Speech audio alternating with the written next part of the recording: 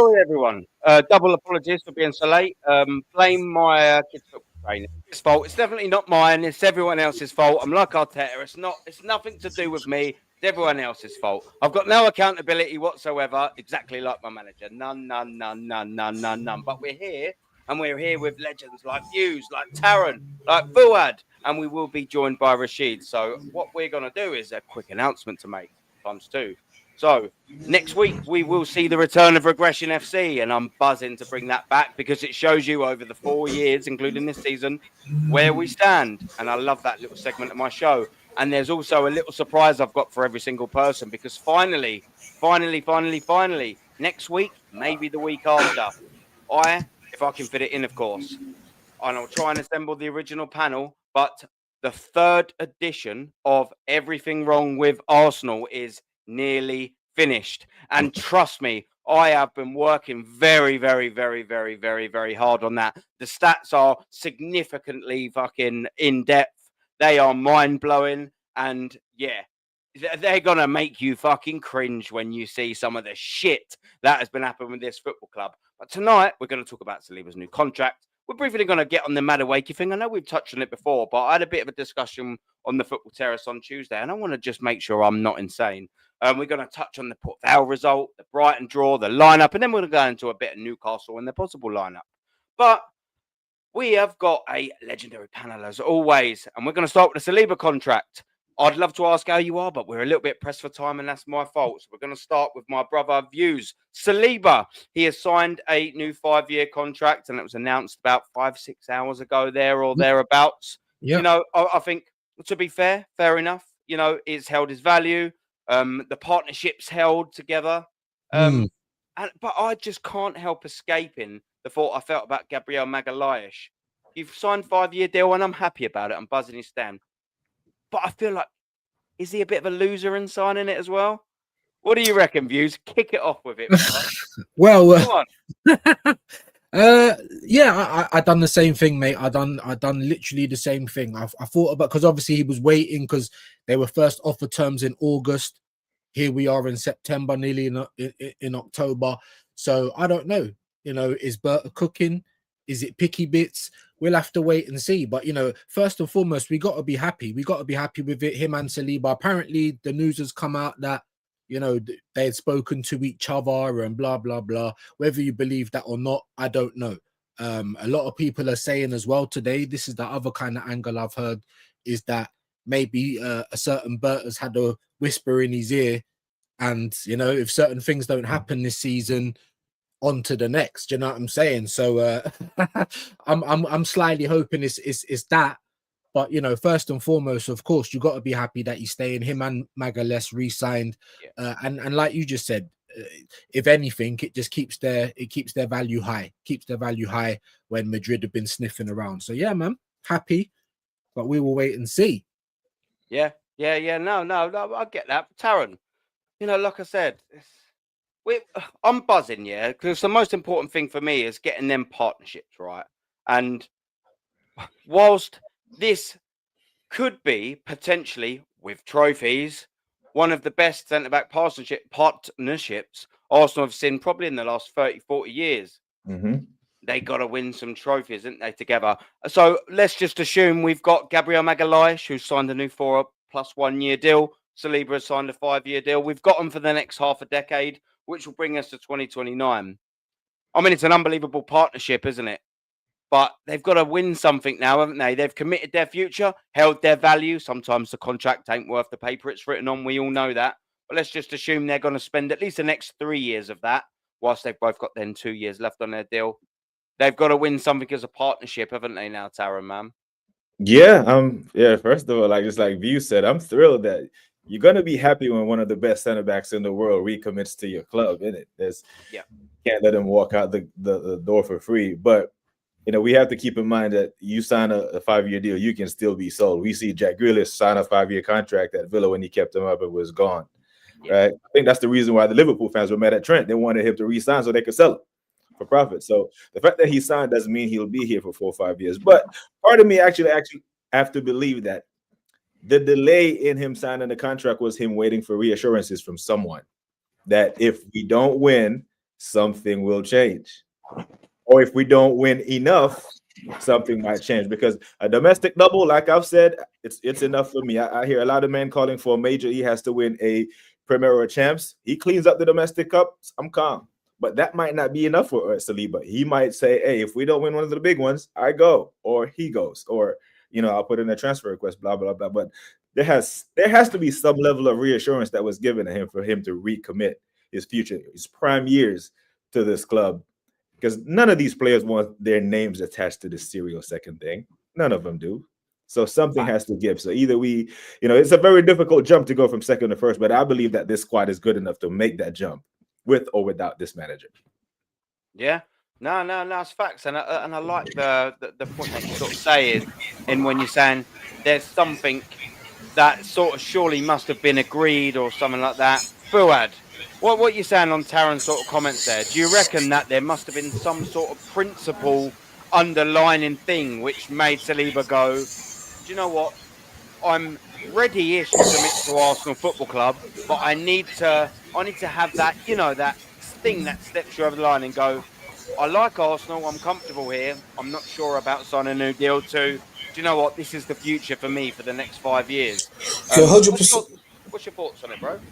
No, I agree. I think him to sign that deal, you've got to bear in mind 100% because there's got to be something in there where it's something to do where they will do to what he wants to do. Like, look how long they've been speaking to him for. Berta comes in, he signs the contract, so it's got to be something. It's guaranteed silverware, maybe even guaranteed the manager being sacked. Do you get me? It's like these players do that. You've got to bear in mind in football, and this is what I tell everyone. Like, look, I support Arteta, and like even this season, you've got to be more realistic. They're not going to sack 11 players for one person. Never happened in football's history. So if they said to him, look, you're guaranteed silverware, you're guaranteed silverware, and you're guaranteed to be a future captain, or you're guaranteed whatever. Then Arsenal for him, because he wasn't signing that contract, because you know from the past, him and Arteta haven't seen eye to eye anyway. Yep. Who's got that background? There's a bit of background there somewhere, so we've got a bit of talking in the background. I think it might be you, Rashid. Oh yeah, it's Rashid. Go on, sorry, Fuad. Yeah. So what I was saying in the talks, he's never had eye to eye with Arteta anyway. You could see that already, like from when he said a few of interviews, like when he first took a look at me, how can a player judge me after 1 minute? So how can a manager judge me after 1 minute? My bad. So yeah, it's definitely something. He's a French international. All his friends are winning World Cups and Champions Leagues and league titles. That's the thing is that's why I sort of mention about right at the end. Is there a possibility that his mentality could be questioned here? Now there could be. I don't actually know the finances involved in this yet, so I'm not going to go all in.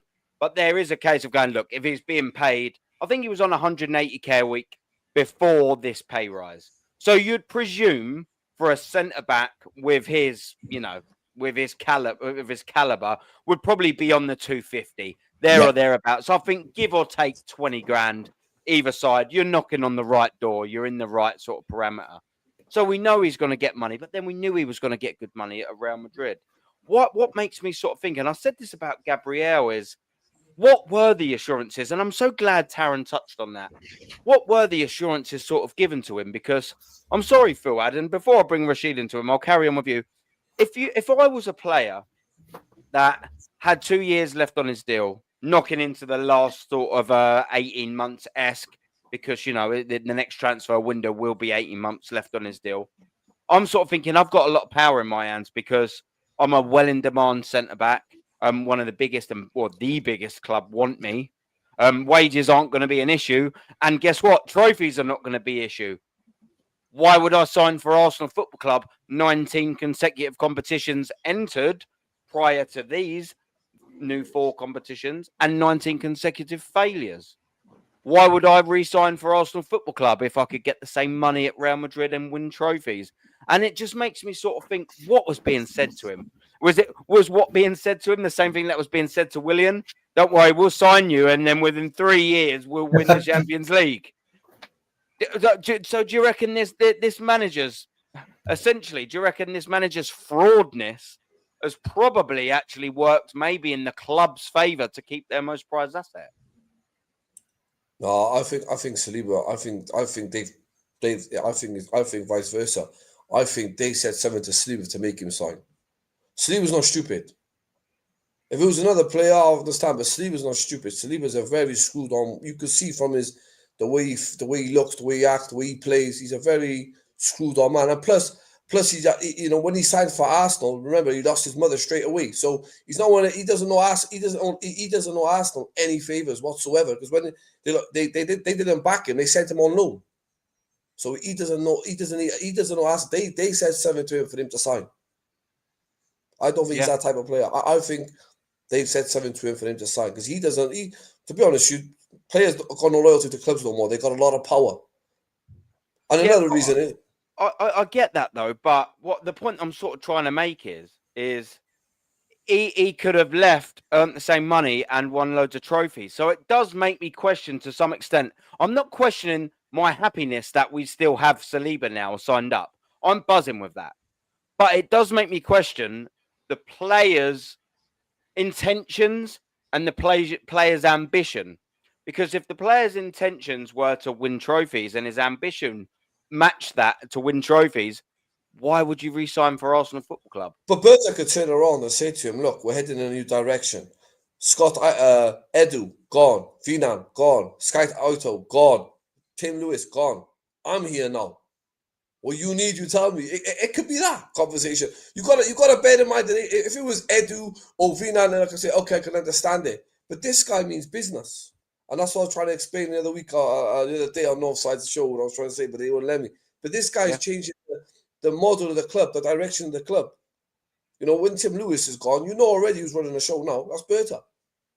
Yeah. Berta's running the show now. So he could have said that to him, said, new beginning, Arsenal, new board, new direction. Look, this is what we want. This is why I want you to stay.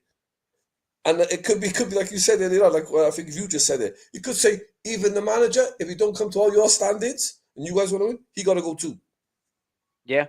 No. Do you know what? No, that's fair, dudes. One thing, and now I can bring this on to Rashid, and big up to the Southern Gooner, Matty, our absolute fridge freezer from America. Big up to Matty. Go and subscribe if you haven't already. If you haven't already, what are you all doing? Go and subscribe to Matty the Southern Gooner, and it segued me in perfectly to bring this in to Rashid. And Matty's saying, it's gonna say it one more time. Better don't get over the line. Bert shall proclaim from his window, execute order 66. It's a Star Wars reference, and I love that, Matty. Come on. I'm a geek at heart. I mean, I probably look like a bit of a geek as well, but I'm a geek at heart. I'm a big Star Wars fan, and I love the execute order 66. And it brings me nicely to keep it with Saliba, but change the conversation slightly. So, is this all Berta, Rashid?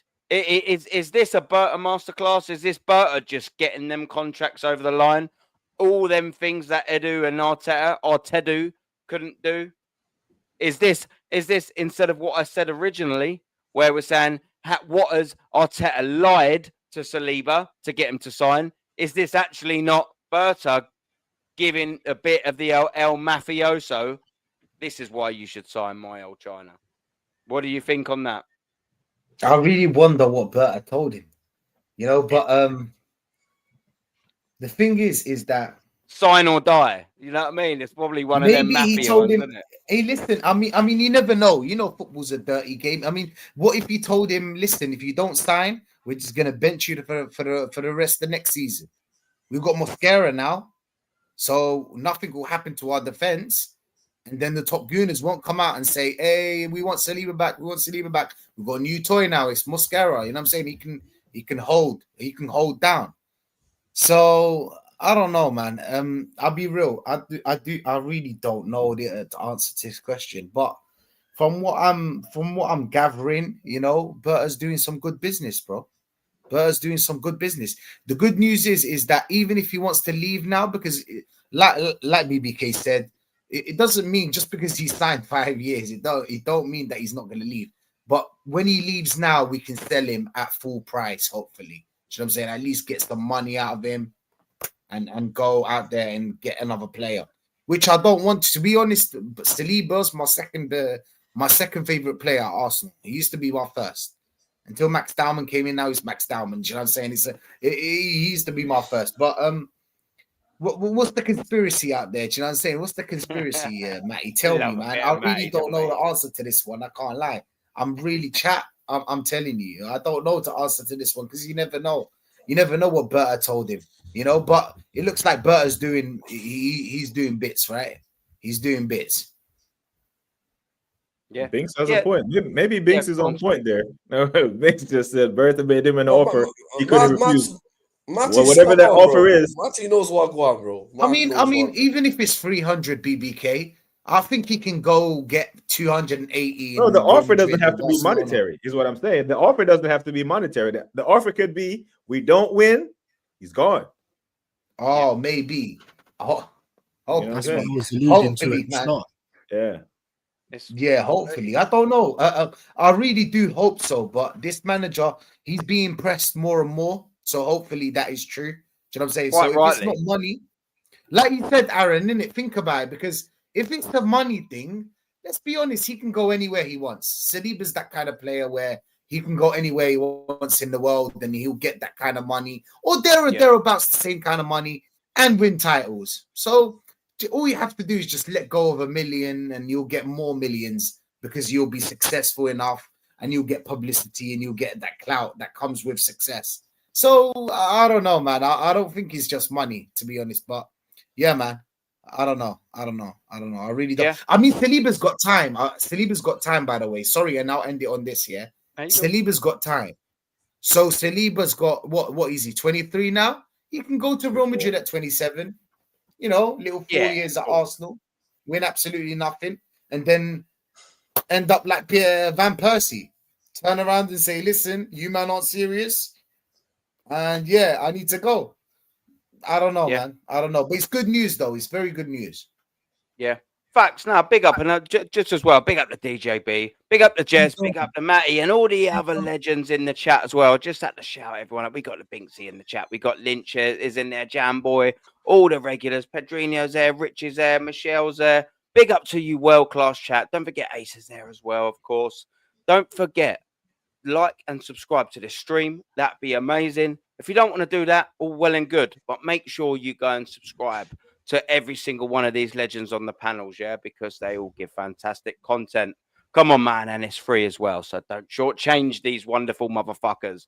What we will talk about now, and I know it's, look, the conversation I'm going to bring up was happened Sunday, and it's Madueke, and we won't touch on it for very long, but I was on the football terrace, of course, doing my usual show on the Tuesday, and there was a big topic, and I just want to pick your brains as to whether I'm going insane or not, yeah? So everyone, like, the topic of it was everyone blaming Mikel Arteta, or at least, maybe not blaming him, but at least holding him somewhat accountable for the Madueke injury, is basically poisonous, was essentially, paraphrasing, by the way, is essentially what I said, and me being me, of course, I won't accept that. I just can't, for the love of me, sort of think how you could, like, 100% say, no, absolutely not Arteta's fault, or maybe 100% say it is. So I said on his show, sort of like something like on the lines of, look, Madueke, Arteta said at the start of his pre-match presser, yeah? He said Madueke was injured early on in the match. That is facts. That's recorded on Arsenal's official website. What we don't know is how early, yeah? And we don't know if he did indicate to the bench. So that leaves you with a couple of things to think of. Well, I know, going to sit in Arsenal and watching Arsenal for a very long time, that when we kick off, we face on the right-hand side the bench of where Mikel Arteta is. So our right-hand side, where Madueke was playing, is right next to Mikel Arteta. It's that side of the pitch. For anyone who doesn't know, for a bit of context. So he would have had ample opportunity to say to Mikel Arteta, should he have been injured? Let's just throw a 20 minutes, yeah? That's early in the game. Let's just say 20 minutes for argument's sake. For 20 minutes, he had 25 minutes then to say to the bench or indicate whilst he was on that touchline where Mikel Arteta would have stood, I've got a bit of a dicky knee. Something wrong with my knee. So there's either two things that could have happened. Now, the first thing is that he actually didn't indicate anything to Mikel Arteta. And until half time, then Madueke said, look, Mikel, look, I've got a bit of a bad knee problem. And then Mikel went, okay, we're not going to play you and we're going to substitute you. If that's the scenario, then fair enough, Mikel. You've reacted to instant news and you've made a decision, fair dues. We, all of us, by the way, don't know. This is what we're going to know. What we do know is, though, is Mikel Arteta's prior reactions and the way he deals with things to previous injuries. So the other side of the coin, which wasn't ready to be presented on Tuesday, until I opened my mouth, of course, no one likes to say that today. The other side of the coin is that he did indeed say, hypothetically, around the 20th minute, early in the match, whatever you want to call it, that is, Mikel, I've got a bit of a bad knee. I'm not liking it. And Mikel's ignored it. So, okay, then why would you say in an isolated situation now, do you know that? I don't know that. We don't know that on this panel. Chat, we don't know that on the panel. What we do know is he's played Declan Rice for a broken toe. What we do know is he's played Timber and White through clear surgery needed fucking scenarios. We've seen Partey limp off the field and him be pushed back on. Shall we carry on? We can carry on very, very numerous situations, which would then lead people like us to believe, well, if Madueke has gone, Mikel Arteta, me knee, yeah, it's not really too great, and he's ignored it, then, whilst it could have been a little precautionary 2-week injury, carrying on playing him for another 25 minutes makes it into a 6 to 8 week injury. And I asked Terry and a positive Dan from sometimes I like him. Sometimes it depends what he says. It depends what he says. Positive Dan from Goodness Therapy. He seems like a nice guy, but I just can't trust him. Yeah, and I've already said that to him, so I'm fine with saying that. So I said to them then, because I've heard both, well, maybe not so much Terry, but I've heard one of them say, "All right, well, how can you blame Mikel Arteta for any of that?" And I've also heard that Dan say it's 100% not Mikel Arteta's fault. To which I fantastically asked the question to Terry and put him on the spot. I asked the question to Terry and I asked the question to Dan. Okay, cool. Well, let's flip it then. Can you both sit on camera and tell me that Mikel Arteta was 100% not at fault for any injury that has happened in his tenure at Arsenal Football Club? No, neither of them do it, which proves my fucking point. You have to look at the other side of the coin then. That maybe not every single injury, but maybe he does cause some injuries. So that leads me to my question. Clockwise, what do you think of this Madueke injury? This is all opinions. None of us know. But Madueke injury, caused or not helped by Mikel Arteta? Yes or no views? You have to probably lean more towards the yes, because that's what we're used to seeing. Do you know what I'm saying? Martin, like even with Saka just coming back recently, there weren't no haters TV videos. Saka's back. There was for Saliba. That's why I thought we were going to see him against Bilbao and we didn't. So I knew we was definitely seeing him against Man City. We can go back to the example of Martin Odegaard.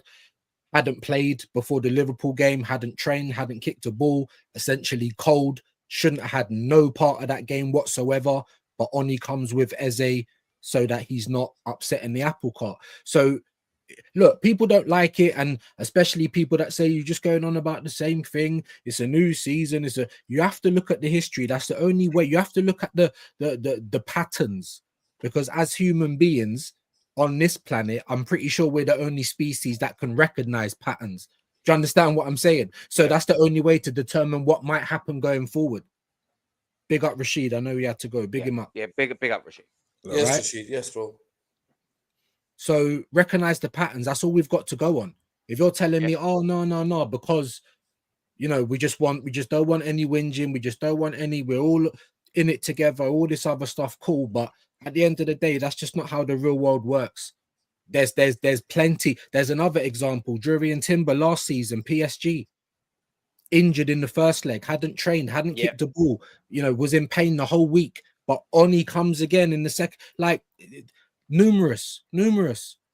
So of course, you can keep going on if you wanted to dig into it. So, and I'll shut up after this, right?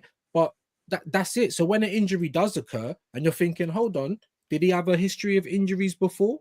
Because Moreno come injured, Norgard come who didn't have a history of injuries, injured. Do you know what I'm saying? Hincapi's injured. Yeah. Like, what's going on? Kai Havertz was injured in Dubai. So is it a training? Is it, you know, so like I said, when you look back at what's happened, like logically, you're going to say, yeah, is you have to lean more into the fact that he was probably well aware of it and chose to play on. Yeah, and that's it, and that's why I'm going to come to Taron again, and that's the point I'm trying to say.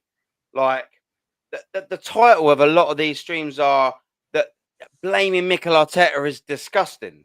Now, like it like that was sort of stemming from a lot of people piling in on Mikel Arteta, and some of them maybe from us, some of them maybe just random sort of people. But my point to again take from this, and this is what I want to stress is, how can you prove, like with the question I was asked, how can you prove that it is fault? Question that wasn't like to be answered was, how can you prove that it isn't? The other side of the coin that people don't like to talk about.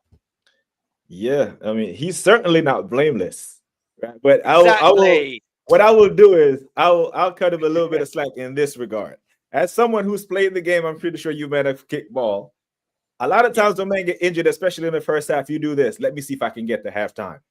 Let me try and see if I can tough this out, especially if you're a leader on the pitch. This is one of the reasons why I was annoyed with Odegaard when he left in the 37th minute against Leeds. Like, man didn't even try to get to halftime. Brother, I've seen men pop their shoulders back in and pick up a rifle. Man didn't even try to get to halftime. So, but that's a different story, right? But he's certainly not blameless. There's a reason why if you go in front of a judge, two people, same crime, one of them first-time offender, one with a rap sheet. Man with the rap sheet is going to get a longer sentence. He has a history of this shit, right? He literally has a history of rushing players back, pushing Partey back on the pitch, going on and on and on. He has a history of this, and he can't get away from that. What annoys me about Arteta is that he would risk players' health, players' well-being, but won't take a risk in a football match to try to win the fucking game. Like, I wish he would take the conservative approach with the players' health and well-being the way he does when he tries to manage a football match. But he's certainly not blameless.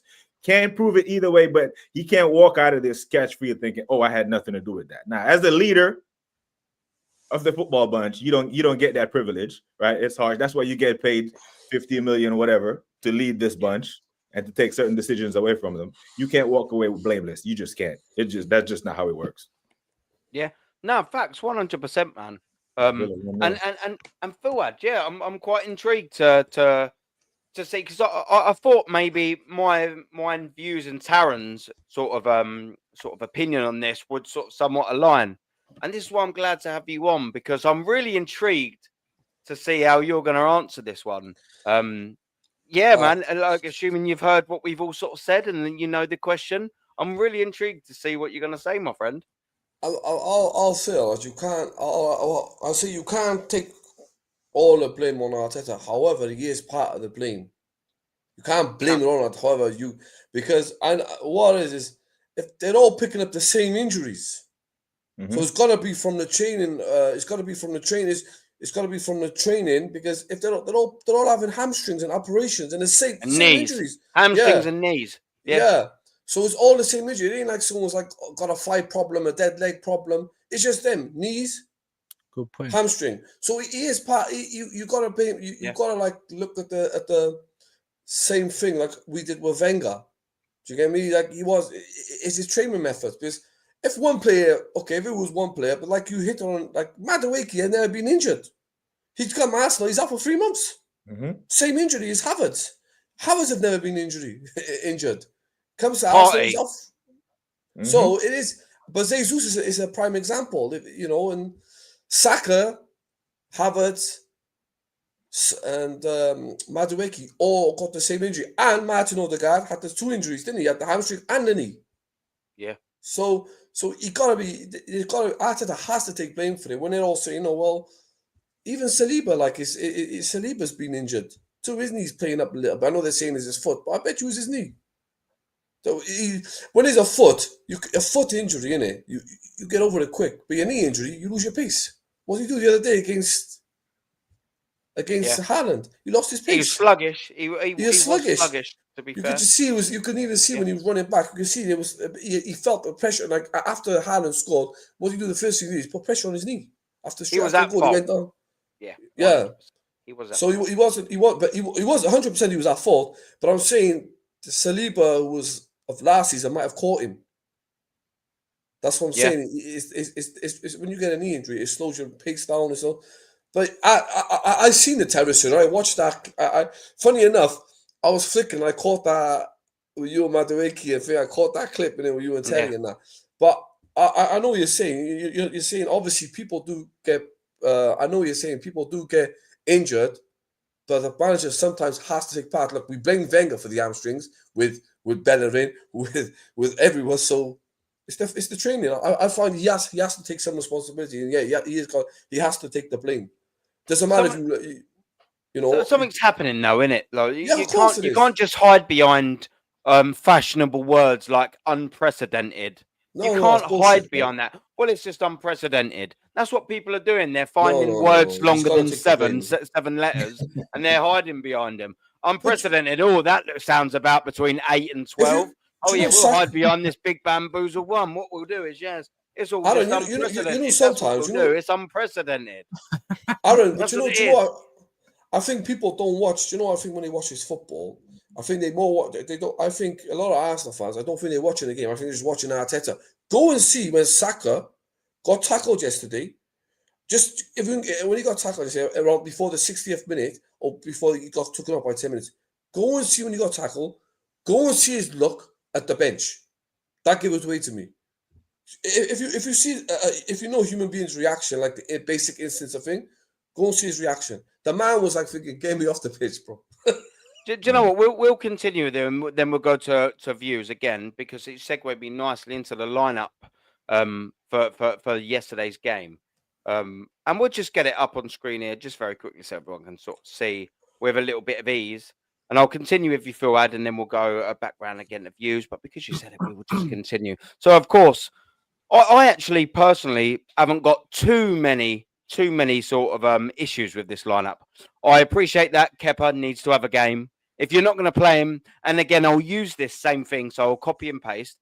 If you're not going to play these games against Port Vale away, when are you going to play? And I'll copy and paste that for Kepa, for Lewis Skelly in scenarios, the Norgards, the Nuneries, maybe Benjamin White. Obviously, he's a first teamer just coming back from a bit of injury. He kind of needs to play. I kind of get why Saliba played, because of the Nkapie injury. And out of the two, Saliba and Gabriel, I'd have rather have rested Gabriel. So I can kind of get why Saliba played. So I haven't really got an issue with the back five. I haven't really got an issue with Norgard, Nwaneri, and I haven't got an issue with Eze.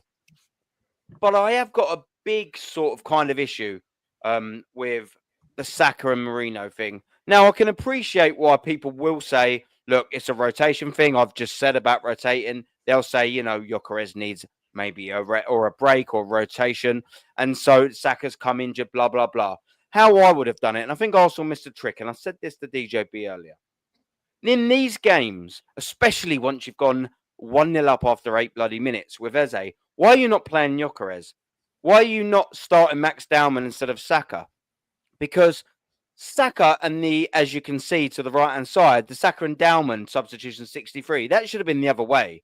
Dowman should have been starting and Saka should have come on the 63rd minute. But more importantly is the Eze and the Gyökeres link up. And I'll tell you why I feel like that's important and they should have started. Because you need telepathy, right? Arsenal Football Club last year didn't have a bagsman. Now they've got Europe's, in the last 2 seasons, most prolific striker in their ranks. They didn't have any creativity whatsoever. Now they've got Eze that can create something out of nothing and is also a match winner, whether that be a match-winning pass or whether it be a match-winning goal. Why on earth are you not starting them two together? And I feel like Arsenal, like Manchester City in the last 2, 3, 4 years, and even Liverpool, whilst they have played a mixed team, if there's a scenario where, like Arsenal, they've needed to build a relationship, build a telepathy. I guarantee you, if this was Pep or Slot, Gyökeres would have started alongside Eze to just build that bit of confidence, to get the ball rolling, not just for the season on Newcastle. Or sorry, I should have said not just for Newcastle, but for the season ahead. Build your relationship. Could you imagine Eze laid 2 on a plate for Victor Gyökeres and he put both of them away, as well as getting his goal? All of a sudden, your relationship building. All of a sudden, you're getting confidence going into league games. And I just feel, I don't know how you feel about it, Fuad, just quickly before we then go to views. Do you feel like Mikel Arteta missed a trick given that? No, I agree with you. I think that, yeah, they've got to build chemistry together. Gyökeres ain't going to score goals unless he does it on his own. That's these games like. I agree with you. I would have liked to seen Gyökeres, and maybe I would have dropped Marino for maybe Trossard and started Downman instead of Saka. I would have done that too, because it's a cup game, isn't it? That's what you want to see. You want to see everyone's been saying this kid, and he's coming on for 20, half an hour. Bring him on. Let's see what he does for 90 minutes. That's how you breed them in the cup games. We've seen players like him, but that's why. Do you know what? Do you know the other day, right? I know they come at me, they were criticizing me, but I think a lot of, I don't know, maybe a few people like maybe Kenny, and I don't know if DJB, I've never spoken to him, but I know Kenny and myself speaks about Matt. He said Downman's a good player, right? But it's off a pre-season. These are the games where I actually will tell you if he's going to be good enough, not the pre-season. And I'm not being negative. He is a talent. I'm not saying that, but these are the type of games. Do you know what I mean? We've seen over the years of Arsenal, youngsters go to Anfield and win 6-3. And a lot of them players were good enough. But the problem was Wenger wasn't building around them, buying players, like buying defenders. So these are the games where they actually okay, whoa. It's not the preseason games. These are the games. So Downman needs that run of games in the cups. And then Arsenal fans can have more. Look, I'm not saying he's not talent, but we can see where he'll be from now to then. You can't just say, bam, let's throw him in the deep end. Yeah. So these are the games we need to see him more in. Yeah. But I do agree with you, Alan. I do agree with you. The chemistry between Eze and 100% I agree with the chemistry between Eze and Gyökeres. It's got to come somewhere down the line. It has to. Yeah. He's missed a trick, and I'll bring views in on this as well. And I want to start off with specifically, of course, our rising star Max Downman views.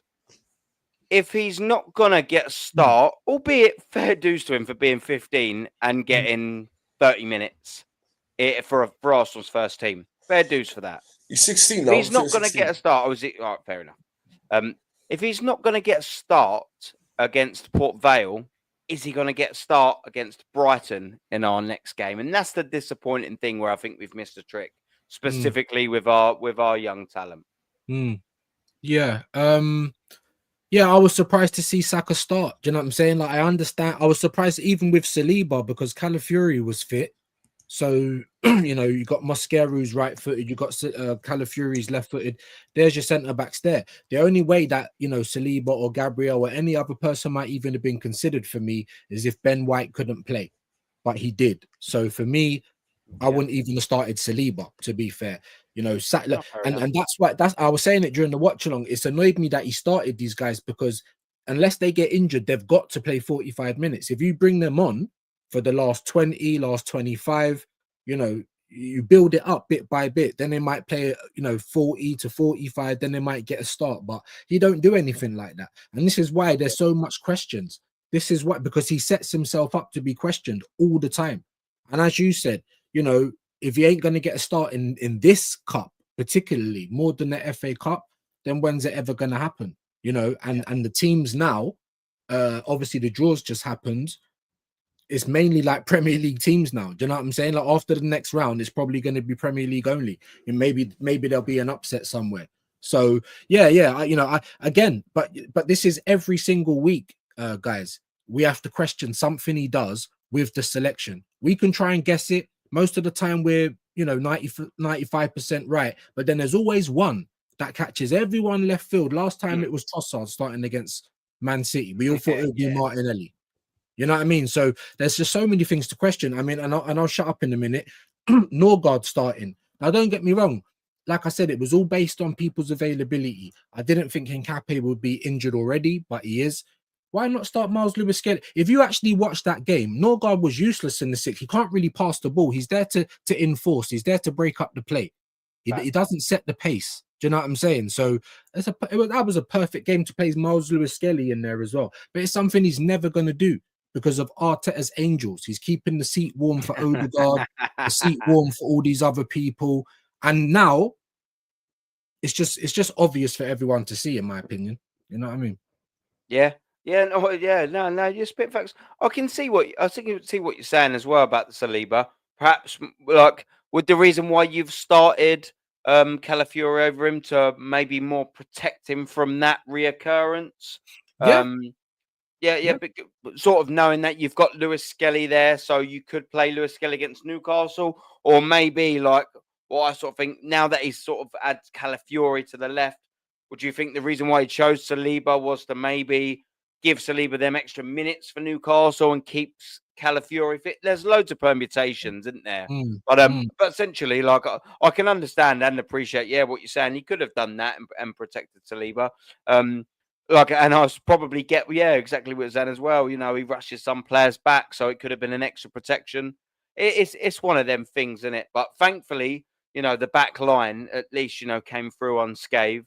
I want to come to Taron on your sort of thoughts about this, and then we're going to bounce.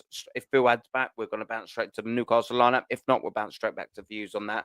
But what's your sort of thoughts on this? Do you reckon what would you have done?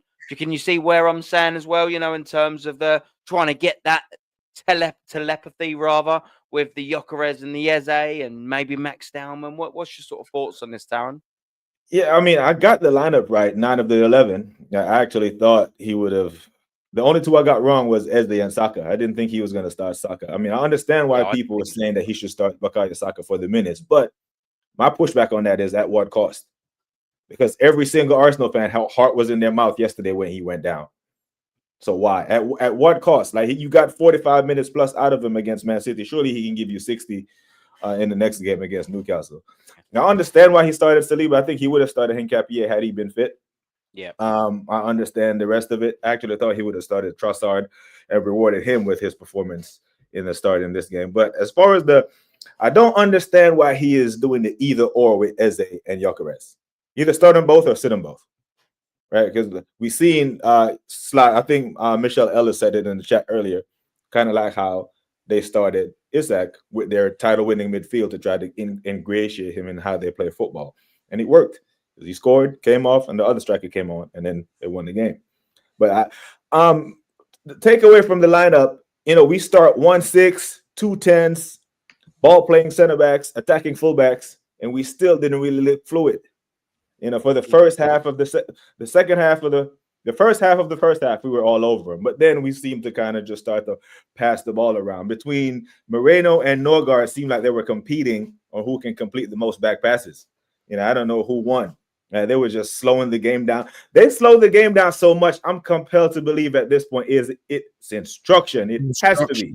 Moreno had runners to the left of him, to the right of him so many times and cut the ball back. So it's instruction. He's been told to do this because then you get a bollocking. Because if you've played ball, and I'm sure most of us have, when you have the ball, men are making the runs for you constantly and not getting the ball. Eventually, when you need them to be there, they're not going to be there because they assume you're going to cut back. You know, but I wasn't too annoyed at the lineup. I understood some of it, but like I said, I got 9 of it right. But I wasn't too in love with Bukayo Saka starting because we did this last year playing them against Preston North End and QPR and shit. And we brought Thomas Partey on as well with that. Do you remember that? We brought Thomas Partey on and Saka. And like, and you're sitting there thinking you're 3 or 4-0 up. Why are you doing this? Like I can understand once we get into the Premier League opposition, it can be different, but you missed an opportunity here to rotate your squad properly against, you know, a League One side. Yeah, no, I'm glad it seems like you. Would you agree as well, just quickly before we change subject, bring Phil in, the Bukayo Saka and Max Dowman subs, maybe you could change the minutes ever so slightly, but should have been the other way, shouldn't it? Yeah, should have been Max Dowman starting and then Bukayo Saka coming on for 20 minutes, 15 minutes, 10 minutes, whatever. That should have been the way of it. And even when Max came on, like really, he should have had an assist. Gyökeres needed to do better there. He should have scored that. Absolutely. You know? So Yeah. He should be doing better. Just quickly before we bring up our last sort of topic of the day, I want to say big up and thank you very much, of course, to Martin Tapp. He's saying big up Aaron Views and the panel. no, And big up to you, Martin Tapp, and big up. I hope the family's all well. Martin, you support all of the channels as well, man. You're in everyone's chat. So whilst you're saying big up to you, my friend, and thank you very much for the continued support, not just for me, but for all of the channels that you do. It means a massive, massive, massive deal. I can promise you. I'll speak for every single person. Things like that, super chat or no super chat. The fact that you're always in the chat supporting all the guys, that's the biggest deal, man. That makes the biggest deal. And thank you very much. I hope you're having a good one. I hope you're enjoying the show. And big up to you, my friend. Big up to Lynch as well. Just put up with so many different runners. Guys go sideways. Facts. What we will do, though, is keep the form of the lineups, and we'll go to the Newcastle. And this is the final thing we'll talk about. And we would have probably ran a little bit longer, but I was late.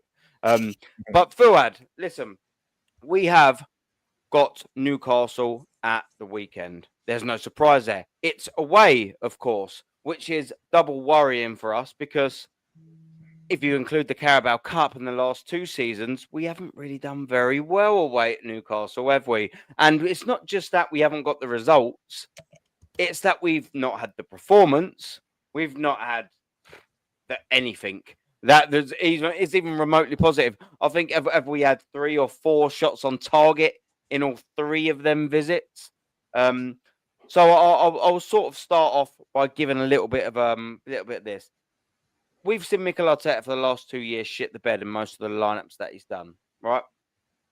And I thought at Anfield, I thought, do you know what? This is his little early season audition. This is early. It's his early season little audition to show that he's grown, he's improved, he's changed as a manager. He's going to do something different because what he's done before hasn't worked. And what did he do? Defensive lineup. You get the 1-0 loss. Yeah. The comfort blanket has now been pulled away because he's lost against the Big Six. He's lost against it, playing the same way. It hasn't quite worked anymore. But only a couple of games later, he's got a chance to right his wrong, Fuad. He's got a chance to right his wrong in the form of Manchester City at home. Is he going to choose a different lineup? Is he going to go more attacking against a weaker team and at home? No, he's not. He's not going to learn his lesson yet again, because what we've learned over 5.5 years with Mikel Arteta is he either doesn't learn his lesson or he takes too fucking long to learn it. So we've got lesson number 3, a very difficult game in which we have been playing shit at in the last 3 attempts minimum. Is he going to learn his lesson at last, Fuad, and go there at St James's Park? The defence sorts itself out. Completely ignore the defense and the goalkeeper. What's he gonna do? Upwards for them next players, the next 6 players. What lineup is he gonna do? Is he gonna go attacking? Is he gonna play Eze? Is he gonna have Marino in midfield? Is he gonna go Martinelli left? Is he gonna go Eze left? Is he gonna go Odegaard if he's fit right? Is he gonna go Eze right? What sort of lineup? And how do you reckon Mikel Arteta is going to approach the Newcastle game? Is he going to shit the bed and leave skids out of it, or is he going to show us something that we haven't seen for 6.5 years, or 6 years rather? Well, I don't. Do you know what? You know I've been backing this guy, but bloody hell, it's kind of hard now. Do you get me? It's like, you know, I don't want to. If I Mourinho, for instance, if I see Mourinho in Newcastle United again, if he starts Mourinho again, bro, I'm telling you now, bro, I will be getting my camels and walking there to think and belting him, bro, because it's not working. You got Eze on the bench. Why? Like it just don't. It's not. Honestly, Aaron, I know people who back Arteta to the max, like myself. Okay, but now, you know, you. Yeah, I was going to say that. I'm glad you said that. Yeah, of course, bro. So, but Aaron, this is something you can't back. It's like you can't back. It's hard to back it. Okay, I'll give you an example. When you just said it there, like the Man City game, you played Marino, you played Zubimendi, and you played Rice. You deflated 60,000 fans. Yeah. You deflated the fan base. You deflated the fan base. So me going like now as a positive fan, you deflated this with the moment you dropped Eze again in Anfield. You making out like you got him from the Afghan league, bro. You come from Premier League football. You need to settle in. Settle in what? A Mourinho who's a Newcastle reject who got relegated. It's good enough. But Eze, who's carried abundance on his shoulder, like, come on, bro. Who are you kidding? It's football logic. You don't have to be Arteta out to criticize him. But this guy, I'll be honest with you, if Arteta thinks he's gonna get right, he ain't winning shit. And the way our players and what the boys were playing and everything, I think they're club signings. I think the one from Werder Bremer is club signing. I think Eze is a club signing. I think Gyökeres is a club signing. He wanted Sesko. He wanted this guy. He wanted other players. I think they're all club signings. Who did this team suit squad the best? Do you know who suits? They got a good attack and a proper defense. Suits one person, Diego Simeone, Berta's cousin. Yeah. So I think Arteta this year, if he thinks he's going to get away with it, I doubt it very much. And you can't disrespect the fan base. Forget what Man United fans say. Forget what Villa fans say. Forget what all these Chelsea fans say. Forget all these big platforms who support Man United, who support things. We're the fans who support Arsenal. We're entitled to our opinion. I don't give a shit about Man United and Sesko. Yeah. I'm worried about Arteta playing Mourinho. Then I'm worried, really, because if anything happens, it's the likes of you, the brother here, who suffers. We're the laughing stock, not them. So they can always monologue about our team. So that's the truth about we're Arsenal fans. At the end of the day, I want what's best for Arsenal. If Arteta left tomorrow, I'm still an Arsenal fan. Goodbye. I said that from day one. So he's got to do best for Arsenal. And the starting lineup, I want to see Eze there. I want to see Gyökeres there. On the left wing, I'll have to play Martinelli. Because I don't know, the pace, the big picture, and the rest I want to see, like, obviously Saka and but even though I'll rather see Declan Rice, Zubimendi, and I'll even play another defense. I'll go with, and I said this to Lee, if you didn't agree with me, I'll go with Eze and Naraweri. I'll play 2 attacking midfielders. What have we got to lose? Yeah. What have we got to do? You see, you're the slot. Slot's throwing everyone on. And everyone's like, yeah, but it's Newcastle United. Yeah, but look at Ekatike. Bro, he's on fire. You've got to give these people freedom. You can't sit. But I think Burton and, Josh Kroenke's going to every game. So Arsenal fans who support Arsenal, you're in for a shock this season. I think if he keeps doing what he's doing, you've deflated the fan base. So I don't know what. Do you know what? And he's unpredictable. I can't say if he's going to start, who he's going to start. That's the truth about it, because he's unpredictable. Prediction for Sunday scoreline, and then I'll go to Taron because he needs to shoot very quickly, and then we'll go to views, and then we'll wrap up. Scoreline. Okay, bro. I'm gonna go. I got that feeling I'm gonna go 2-0 Arsenal. Gyökeres is gonna score. So you've said all of that, and you're gonna go for fucking 2-0. I put my money on I got faith in Gyökeres. That's why, bro. Do you know what? If we start with a lineup like you predicted, maybe. But I mean, we've got to have a lot of things go our way. Yeah, I just got to and Mikel Arteta needs to not be Mikel Arteta for that game. Exactly. But listen, Nash, your thing will come to Taron, because I know you've got to very quickly shoot. And we will be redirecting to where you've got to shoot, which will be Shane Gooner, of course. But yeah, come on, Newcastle, talk to me. Lineups. What do you reckon? We'll just summarize it very briefly, because I know you're a very busy man. You're an in-demand man because you're a fucking geezer. Newcastle. Yeah, you're far too kind. You're far too kind. But I mean, I hate to be the bearer of bad news, but it will be Fridge Central at Newcastle. It will be. The physicality of Stug J, Jolin, Bruno G, and the other one. Fuck is his name? Tonali. He is not, brother. It's going to be the 3 Fridges. Yeah. Now, Eze will be on the pitch, but he'll be playing left wing, and Saka will be over there, and it will be Gyökeres, but it will be that midfield 3. And because of that, I'm hearing people saying that they want to see Martinelli start because of Elanga's pace and all that. Like, what are we doing? Like, we are already How about we go to Newcastle and impose our will on them? We're a better team. Like, we're going there with fear of Elanga. Oh, seriously. Come on. Like, no, we need to let them worry about Eze. in his best capacity in the middle of the park. But because that's going to be the front line, I think, and I can, with absolute certainty, I can almost bet that it will be those three, because he has to prove that this can work. He has to prove it to everyone, the pundits, the Roy Keanes, the everyone who said it publicly now. The pressers that are asking him about this in the press conference.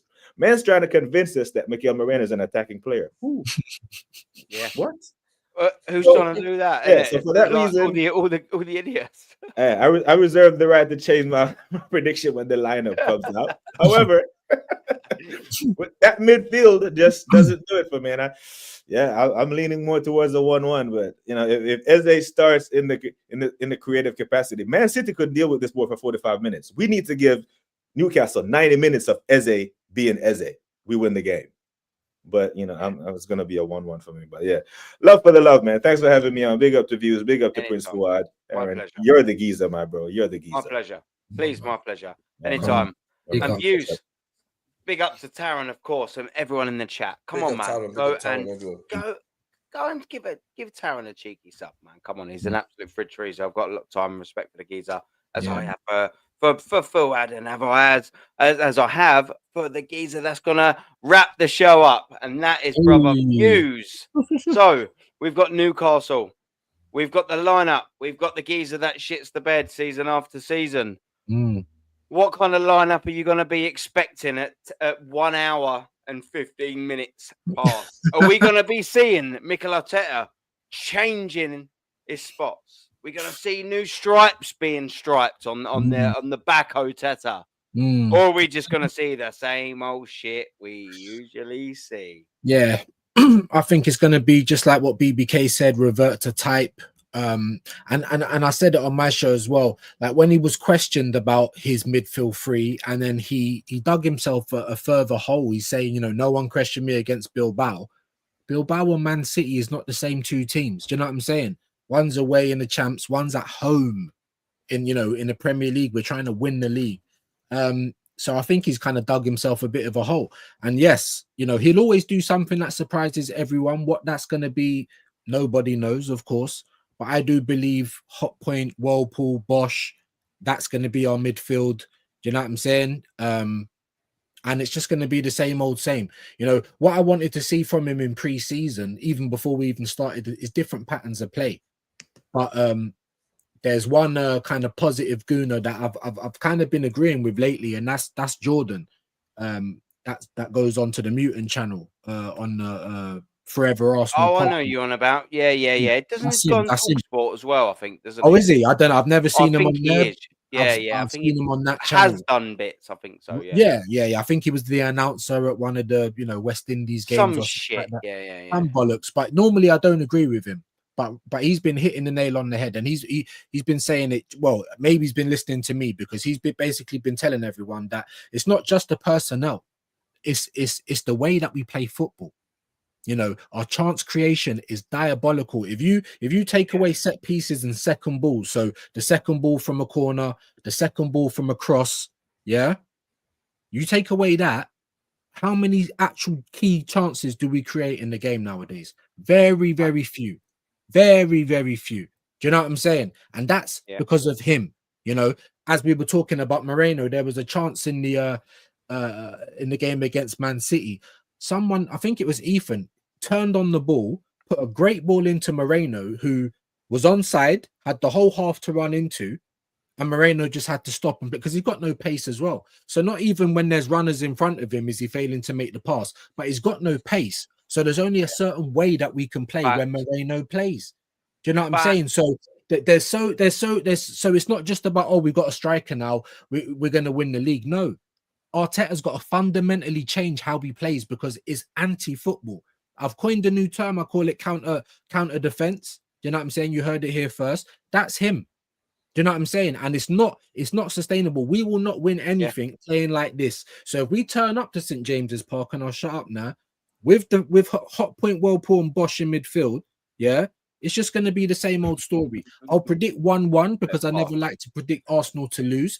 But really, all the Arsenal, bro, how many shots have we had at Newcastle in the last 3 years? Forget about the last 3 games. The last 3 years. Like, You know what I mean? So unless he does something fundamentally different, which we haven't seen him do before, I'll say 1-1. It makes me laugh, yeah. And I'll sort of wrap up your point there and your joke. I'm going to add to it. I'm going to nick a little bit, and I'm going to add to it. You've got Hot Point and Bosch in the middle of the park, and they're managed by Smeg. Do you know what I mean? on that note, we will wrap up. We're going to raid Shane with Hobbit Talks Arsenal.